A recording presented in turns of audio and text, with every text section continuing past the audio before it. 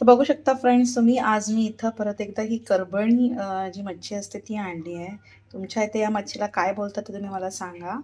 आम्ही गोव्यात हिला खर्ष बोलतो आणि मराठीत तिथं वेगळंच काही काही प्रोनाऊन्सिएशन आहे. तर प्रत्येक गावात ह्यांना वेगवेगळं नावं असतात.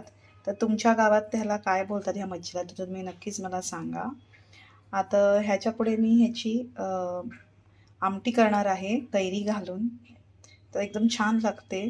तर आपण रेसिपीकडे वळूया. हे बघा, मी ही मच्छी साफ करून घेतली आहे. तर मी कढईत तेल गरम करून ठेवलं आहे. त्याच्यात मी आता लसूण टाकणार आहे. लसूण थोडंसं फ्राय झालं की त्याच्यात आपण कांदा टाकायचा आहे. कांदा आता जरा फ्राय करून झाला की आपण त्याच्यात कैरी टाकूया. या आमटीची स्पेसिफिक आहे, आपण त्याच्यात कैरी टाकणार आहोत. कैरी आपण मस्त कांदा वगैरे फ्राय करून घेऊया. तर मी ऑलरेडी जे वाटण तयार केलं होतं खोबऱ्याचं, त्याच्यात लाल तिखट, हळद, थोड्याशा मिरच्या, लाल तिखट मिरच्या आणि धणे घालून ते वाटण बारीक पेस्ट करून घेतली असती. त्यात आपण टाकूया त्याच्यात.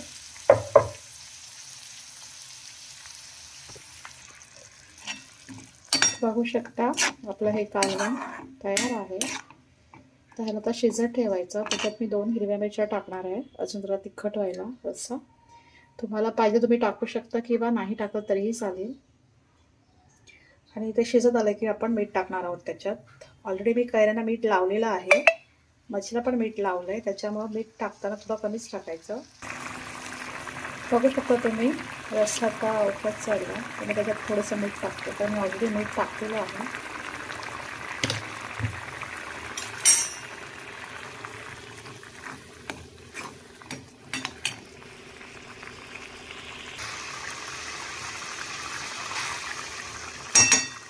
तर मी त्याच्यात मच्छी टाकते.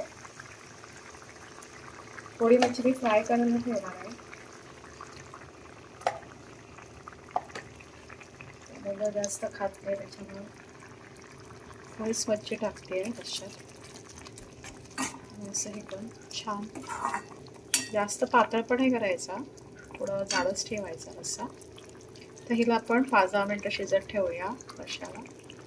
बघू शकता आपला हा रस्सा मच्छीचा तयार आहे. मच्छी मस्त शिजलेली आहे. तर हिला जास्त पण शिजवायची नाही आहे मच्छीला, आपण हलवायचं पण आहे, लगेच मोडते. तर त्याच्यात मी गार्निश करायला ओली कोथिंबीर टाकते. तर नक्कीच तुम्ही रेसिपी ट्राय करा आणि कशी झाली ते मला कमेंट